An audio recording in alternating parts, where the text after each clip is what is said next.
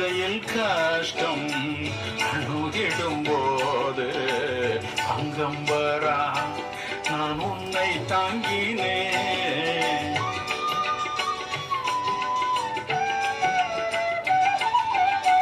பாதையில் கஷ்டம் அணுகிடும் போது அங்கம் வரா நான் உன்னை தாங்கினேன்.